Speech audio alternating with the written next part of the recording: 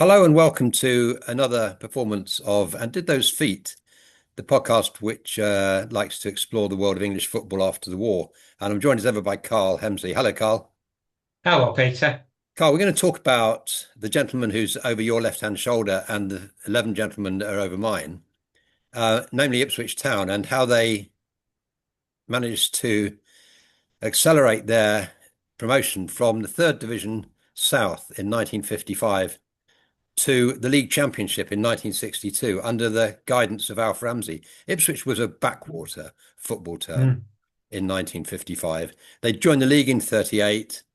They'd got out of the third division south once when they got promoted to the second division. They went down straight away in one season. That's the state of the club when Ramsey joined. Ramsey had come from Tottenham. Tell us a bit more about Ramsey's playing career. His playing career is over here now, isn't it? Because they'd offered Yeah. him player manager and he'd said he didn't want to do that. Yeah, so Ramsey, of course, had an excellent playing career. Got into the England team while he was at Southampton, moved to Tottenham, where he was part of a side that won promotion and then won the First Division Championship at the first attempt in the famous push and run team. So he had an excellent club career, and he was also a regular for England for quite some period of time.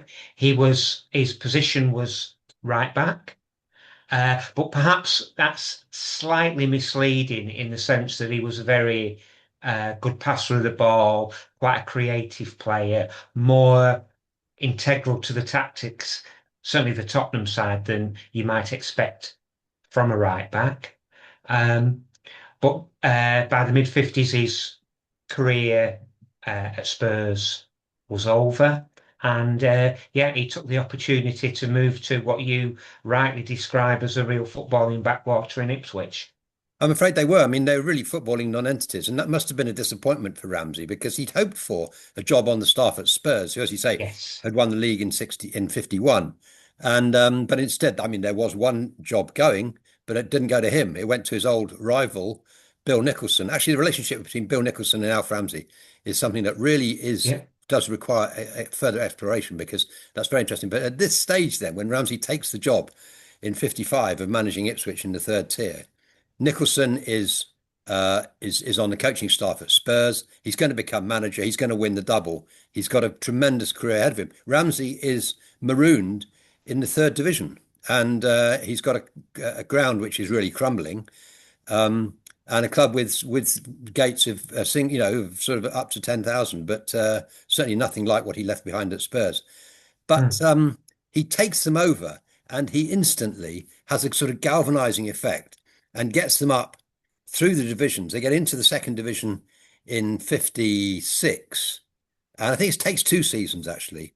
It Uh, does, it does, yeah. So they have a good crack at getting promotion in the first and they season. come In his third, first don't they, or season, something? They do doesn't pretty quite well. manage it. Yeah, they score a lot of goals, don't quite manage it. Second season, they have a really poor start, That's right. um, but he turns things round.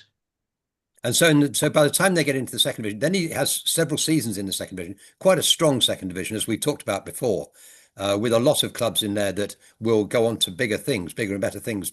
Teams like Liverpool, for example, are part of the mix in at the top of the second division. And Ramsey gets Ipswich up there. And then in 60-61, he wins the second division and gets Ipswich up into the first division. And most people think they're going to come back down again. I mean, most people think that the purpose of the season is to fight for their lives to stay in the first division, but Ramsey doesn't have any ideas like that. And instead, he gets them up to the top, towards the top of the first division, and then he keeps them there. And eventually, they climb the summit really just as the music stops at the end of the season. So Hmm. we're going to talk today about how and why Ipswich won the league from such an unpromising position. And bear in mind one remarkable fact. There are five players in that Ipswich team behind me who won, well, league titles in the third division south, the second division, and the first division. And there's only Hmm. one other player in the history of the game, as far as I know, who's achieved that. Do you happen to know who that is? I think I'm right Oh, in saying only one other one. player. Actually, while you're just thinking about it, Ellsworthy, the punchy midfield player, who's in the back row in the picture that I've got. a Wales player, but not a Welsh player, but not a Wales player. Yeah. He's actually seen four promotion or four championships. He's done the League Division South twice because he went up with Ipswich the first time round. Any ideas who's the only other player that I think I'm right in saying has got three championships, third, second, and first? Oh, that's a great question. That's a great question, but no, I don't know. Well, you can give me, I'm going you to can kick ask myself, me. aren't I? Yeah, well, no, Hmm? I don't think. Well, you might do. Actually, curious enough, if I give you a clue, I think he's a Wales international as well, a Wales international midfielder. I say as well, Ellsworthy wasn't an international. He blooming well should No. have been, but he wasn't. And in fact, he is the answer to a question I'm going to give you later in the piece. I've just punched Okay.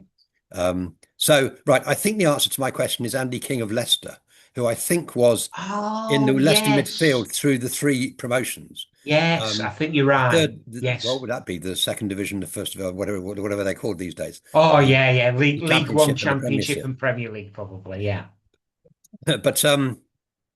But it's an incredibly rare feat. And what that I think that illustrates is that Ramsey took the raw material that he was presented with, and that's absolutely right. He did exactly that. When he went to Ipswich, he could have sacked the staff and brought in his own staff, but he didn't do that. He did what Shankly did and kept the Mm. staff who were there and worked with the players who were there. And actually, the 11 behind me who won the first division title, and I think that's fair enough to say that. We'll come to that, why I can say these are the 11 who won the title in a moment. But these 11 that won the title behind me, five of them are in that mix. So five of these guys were in the Ipswich team when Ramsey appeared and when Ramsey came on the scene.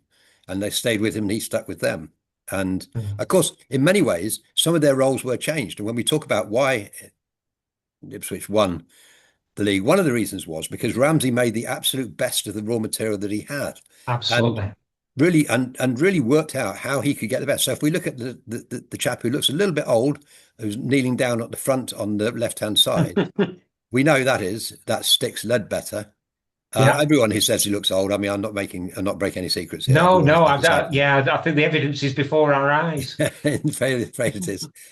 He looks as if he's a sort of pensioner. Maybe he's the kind of mascot from the old people's home, but no, he's not.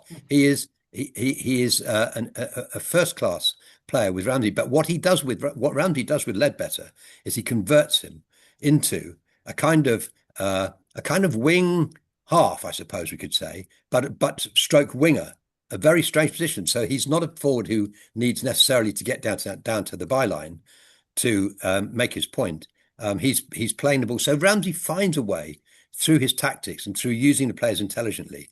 Of Compton is another Compton in the back row, who's a wing half when he arrives at Ipswich.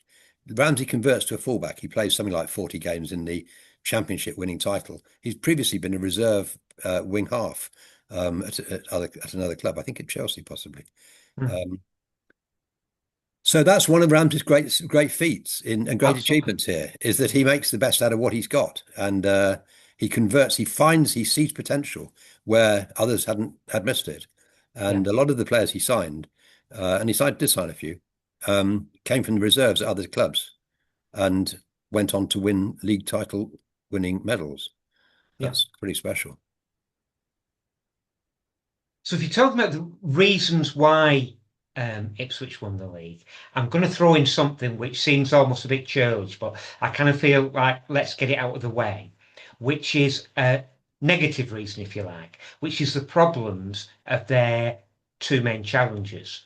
The sides that finished second and third that season were Burnley and Spurs, who had won the championship in the two previous years. Yes, they had. And I don't think it's any coincidence that the FA Cup final in Ipswich's title-winning season was between Burnley and Spurs, No, i.e., they're the sides that got to the final. Therefore, they had a heck of a lot of football to play. So, in the case of Spurs, not only did they get to and win the FA Cup final, but they also played in the European Cup and got to the semi-final. Um, and so they were chasing the treble, which just is something we're kind of used to now in modern football. Of course, the big clubs chase doubles and trebles, but it wasn't such a thing back in those days. The squads weren't so big, and so it was a huge demand for a team to compete on three fronts. I think rotation was frowned on too. Yeah, absolutely. And the other thing is that a team like, for example, Manchester City in modern football, they would be expected to prioritise the league above the FA Cup. Well, that definitely wasn't the case back in 1962. Winning the FA Cup was arguably the greatest domestic achievement, Yes, certainly the most glamorous yes, competition, the more yes, glamorous competition to win. yes, So Spurs had a tremendous challenge on their hands competing on three fronts. Burnley lost the FA Cup final, but they had terrible fixture congestion. yes, And I was looking up and between in on March the 10th, they they won their FA Cup quarter final. mm, And on April the 30th, they played their last league game. That was a run of 17 matches in 52 days. yes. So that's almost exactly a game every It is. 3 days. And out of those 17 games, they only won four, two of which were FA Cup games. So I think Ipswich, it seems a bit churlish to say, but they did benefit from the fact that their two main rivals had so many games to play. But of course, that begs the question, why was it Ipswich who were able to benefit from that as opposed to Everton. Everton or Sheffield Wednesday, etc., the bigger, more established clubs. So of course, Ramsey and his players deserve the most enormous credit that it was them that took advantage of that situation. Yes, that's true. Although, in fairness, at the beginning of the season, Ramsey does say, by the way, in answer to your last point, I do agree with you. I think the fact that Ipswich had a relatively uh, mellow run in was very helpful to them.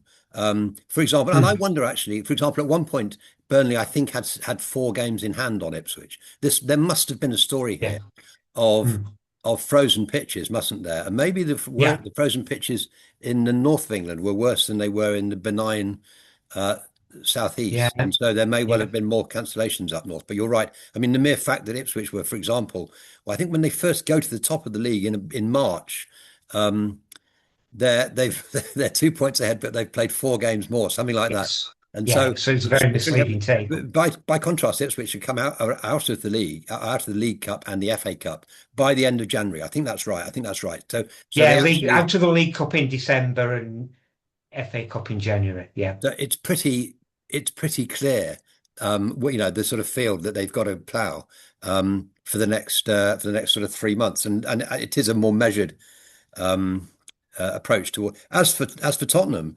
I mean, I think I said to you earlier that I think they were just overloaded in March Yeah. with too many responsibilities, too many obligations to meet in too many different places, and when they won what so in the semi-final they take on Benfica, semi-final of the European Cup, they take on Benfica.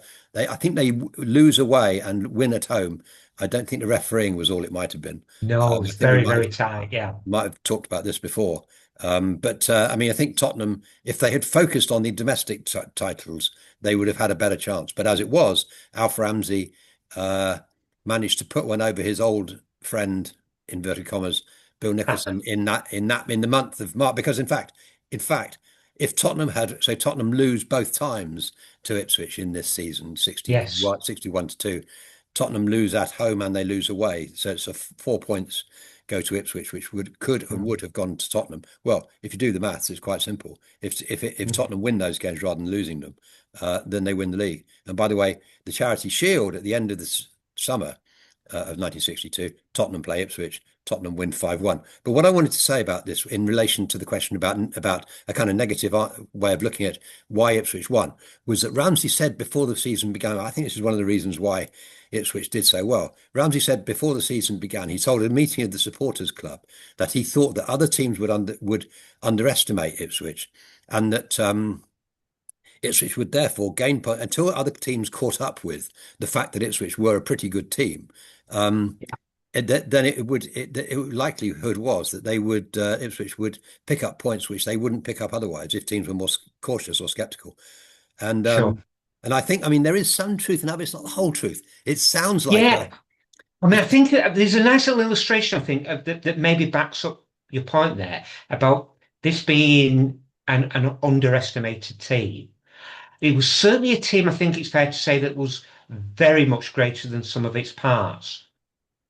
And a nice little illustration of that is I had a look at the um, Ipswich player who played at least one league game in the championship winning season and added together the total number of international caps that they won during their careers. yes, And the number came to two. 20. Oh, okay. 20 in total. However, Peter, 17 of those caps Yeah. went to Dermot Curtis, Ireland. who was only a squad player. Yes, yes, He's a forward, he played 4 games yes. and he didn't score a goal. And he accounts for 17 of those 20 caps. So the three that you're thinking of all went to the forward, Crawford. Crawford gets two, I think. Well, he actually got You tried. three. Yeah. He got three You're international right. caps, He has. one of them in the 1950s playing Yes. for Malaya against Singapore. Yeah. So that's a very good quiz And question you got there, Karl. and the other two he got during the championship season, and they're the two that you're thinking of, He did. And actually, I think that's for another reason. England. And another reason why I think, I mean, that Ipswich perhaps went well at this, particularly second half of the season, was because they had fewer international call-ups than anybody else. So the Yes, players not well, only weren't involved in League Cup and FA Cup and European Cup, which they might well have been, but they weren't. They were free of those yeah, responsibilities. But they also none of them. I think. Well, Crawford had his two matches for he England. had these two matches, and Um, that's it. didn't go particularly well. Um, So by way of comparison, if I can, I looked up Spurs the previous season yeah, when yeah, they good. won the double Yeah, and did the same thing very and good. I added up their caps, Yes, and that comes to 256. yes, yes, absolutely. Yes, of course. So so so you could say 256 versus 20. Yeah, Possibly more realistically, you could two. say 256 versus two. You could Yes. indeed. No, Yeah. that's got to be right. Yeah. So, Uh, so Ipswich didn't win the league because they had the best individual players. They had a team that was much greater than some of the past, but players were underestimated because you made the point about was it, Ellsworthy. yeah, yep, yep, yep. Now, No, how many Welsh no, footballers play 400 league games, a part of a championship winning side where he was virtually ever present. I think he might have played 40 of the yes, 42 or games. 41 or something. Yes. Yeah, and he didn't win a Welsh Cup. No, I it's mean, to, astonishing. to me, that's extraordinary. Well, I think it bears further investigation because I wonder how many Welsh international players, one, played for a team, were regulars in the team. I mean, Ellsworth was essential to this team. So let's get this right. He's born in Newport. He's a multi-talented sportsman. He could have played rugby. He could have played cricket for Glamorgan. He was offered a contract playing cricket for Glamorgan. Instead, he's with Ipswich for 10, 12 years before this all takes off. And he really is a talent. And so no, I think you're absolutely right. How many Welsh international players? I mean, this is a question for a bit of licking of the pencil. Hmm. In over since let's say in between 45 and 1970, won a league title, won a first division title. The answer is vanishingly few. There's Yeah, Burgess at Tottenham, Vernon at Everton. They're a very small number. yeah, Ellsworth yeah. is one of them. Cliff Cliff Jones Jones and at Tottenham. Medwin Yeah, and Hopkins at yeah, Tottenham. yeah, But there's very few. If you look down there's a couple who are on the fringes at Manchester United. Um, yeah.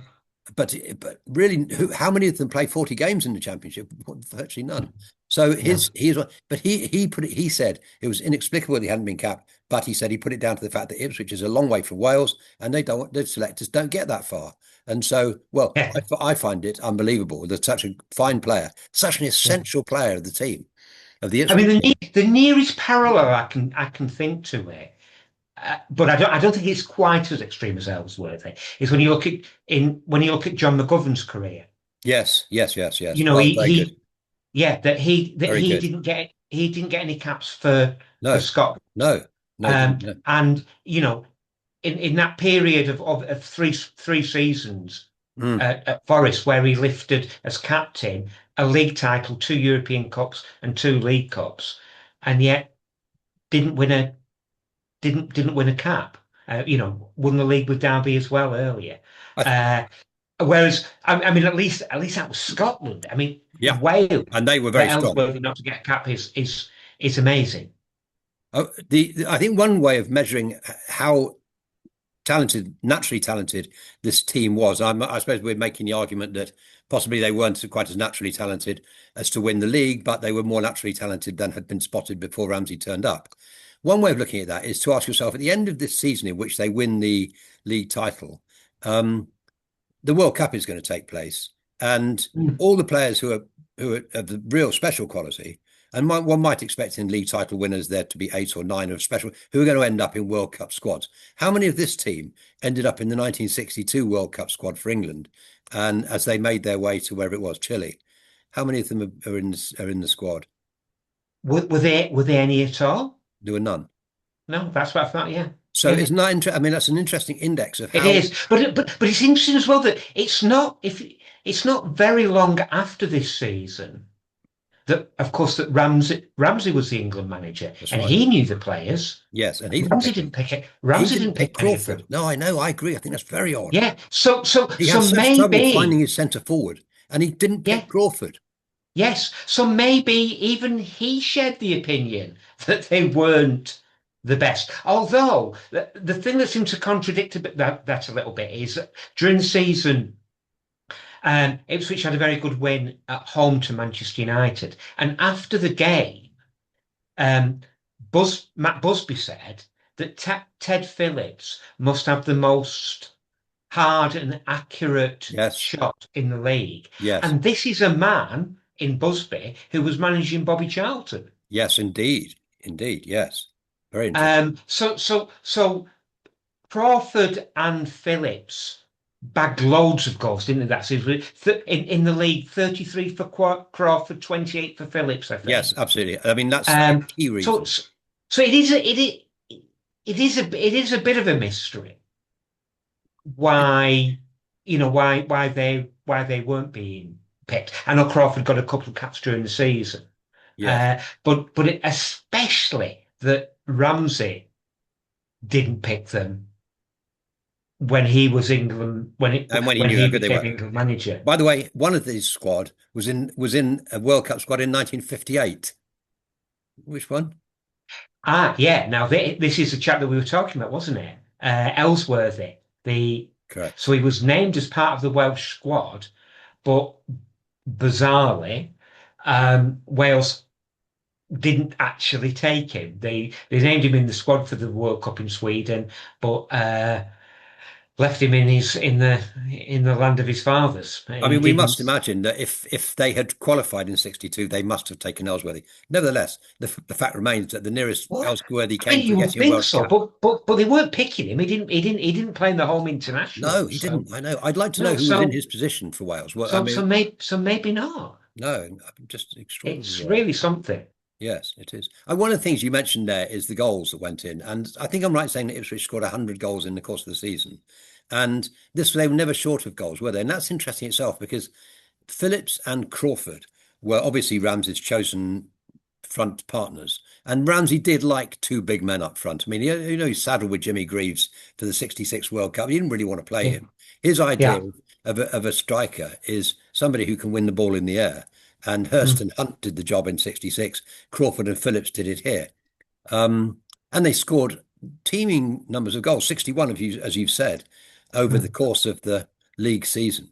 Interestingly, when Ipswich get promoted in 60-61, they buy one player to augment the mix. In other words, they get one, you sort of going into the first division, the money's going to be better, Mm. crowds are going to be bigger, we're going to have more money to play with. Who are we going to buy? Who's going to be our sort of our reward, our present, our prize for getting up? And who do they pick? Who do they buy? I It's should know very well. No, I asked the question. That's a rhetorical question. They that. they buy that chap there who's over my left hand shoulder, this shoulder here, if I can do that. I know I can't.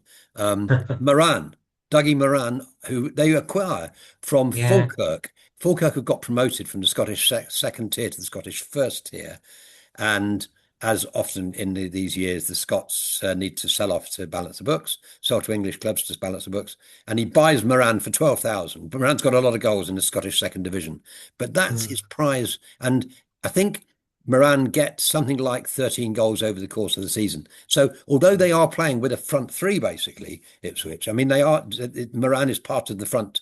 Uh, Part of the sort of strike weapon at the front of the team. He doesn't really. I mean, I haven't seen much criticism of him, but he doesn't quite pull his weight in Yeah. terms of numbers of goals. Nevertheless, Mm. Ipswich are never short of goal. I mean, this is something that happens to clubs who go up from the sort of second tier into the first tier, is they can't score. Ipswich didn't have that problem just for one Yeah. moment. They were banging in goals left, right, and centre. And some of their, I mean, if I just have a quick look at well, yeah, yeah. They beat Sheffield United. I mean, these are picking these out. Sheffield United got beaten 4-0. Chelsea got beaten 5-2. West Ham got beaten 4-2. Birmingham got beaten 4-1. Burnley got beaten 6-2. I mean, there are Mm. numerous examples of this. And the goals are flying in. That is never the problem. The problem actually is they do concede too many. Well, I Um, think a good illustration of that, it was the second game of the season where they lost 4-3 at Burnley. Indeed, yes. And and but I think even though that was a loss, Mm, that actually maybe was a very important game mm, because Ramsey said, I mean, understandably, 4-3 away to Burnley. yeah. He thought that was the best performance to that point that he'd seen his Ipswich side give.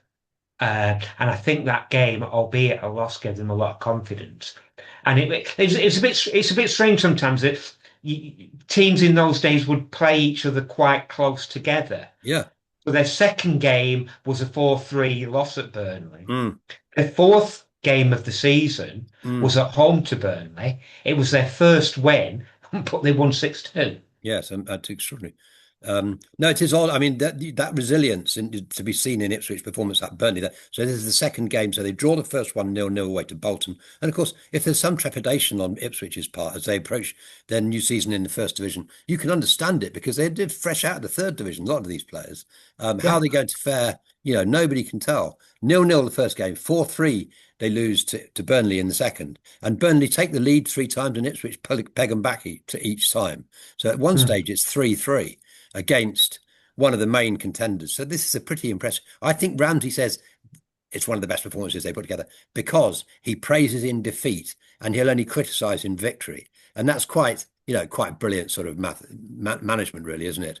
Yeah. Um, it's Yeah. a it's a it's It's, a the right way to. But one thing that strikes me about Ipswich, if we look at the broad sweep of the season, that they start actually a little bit tentatively. They lose four of the first 10 league games, for example. Now, by contrast, they only lose one of the last 16. So they really go on a hell of a run after, say, well, from February on. From February on, um, three that's games it. They were unbeaten in February and March, weren't they? they were. And then they had a really poor game, the first game in April, when they got absolutely thumped 5-0 by Manchester United at Old Trafford. That's right. But that was their last defeat. It was. It They was. they they they bounced back from that really poor result. Well, I think the bouncing back is a really interesting thing you say because I did a calculation of their 10 defeats in the. I mean, in these days you could still win the league after getting beaten Yeah. 10 times over the. Nowadays you practically got to be unbeaten, but in those days Yeah. you could have thought. Well, it was a tighter competition, wasn't it? It was Yeah. more competitive. Much. You had more people, more rivals after your blood, and Ipswich faced that. But but one thing that I think struck me about Ipswich was their resilience. And one of the reasons I say that is because of the 10 defeats that they suffered in the course of the season, 8 of them are followed by a win. So in other words, Right. they don't get on a Yeah. roll here where haven't won for 5 games or whatever. Time and again, they'll lose a game and they'll win the next one. Here again, they lose to Everton. Or sorry, going back a bit, they lose to Man City, but they win the next one. That's the Burnley game. And time and again this happens. And here's they lose to Wolves, then they win the next 3. They lose to Man City, they win the next 2. They lose to Birmingham, and they win or draw the next. Looks like 10. So it's very impressive sort of spirit about the club, which makes Yeah. sure that or ensures that they don't get on a roll of defeats, and that they are able to put defeats behind them pretty quickly. Yeah. Yeah. I think you've nailed it there. The resilience, I think, is a huge part. Ramsey's tactics are a massive part. People didn't know what to do with Ledbetter. I read something about George Coyne playing at right back for Fulham, and obviously Coyne went on to win the World Cup with Ramsey. He said he didn't know what to do with Ledbetter because he didn't know whether to come out to him or not. It's almost a little bit like the withdrawn centre forward, Yes, I except think it is. Ledbetter was a withdrawn left winger. Yes, that's right. Um, Yes, yes. The winger's and job is but to get. I do think it's very interesting as well that, and maybe this is part of it, is it was hard in those days. If you were clever tactically, which Ramsey undoubtedly was a tactical genius, you've not got everything being televised, analysts at every game, etc., etc. If you're clever tactically, it's very hard for the opposition to get wise to you in one season. And other sides didn't get wise to how to counter Ramsey's tactics. Maybe the first side that did, you referred to it earlier, Peter, was Spurs beating them 5-1 in the following season's Charity Shield, where um, Tottenham used their halfback rather than their fullback to counter Ledbetter. And that season, Ipswich, as champions, finished 17th. Yes, and almost went down. And the next season they did Yeah. go down. And Yeah. unfortunately, the 60s is not that happy a period for Ipswich. Though at the end of the 60s, they got a Bobby Robson as manager, and they'll fight their way back to the first division then. And then, of course, another golden age actually, but Absolutely. Yeah. a bit longer lasting Yeah. under Bobby Robson. So thank you, Carl. That's fantastic. It's such an interesting topic, and it's hard to really believe that any team could go from the third tier to the first tier and win it. Oh no, perhaps it isn't. It has been done more recently. And I just wondered, so we got these examples of in front of us of Nottingham Forest, who win the Yeah. second division, the first division. Actually, I don't win the second division, but I know they're there to get promoted. The first Yeah. division and the European Cup, which I think we can say that is pretty much the equivalent, if not better. And then we've got Leicester, who come through the third. I can't remember if they won the second and win the first too.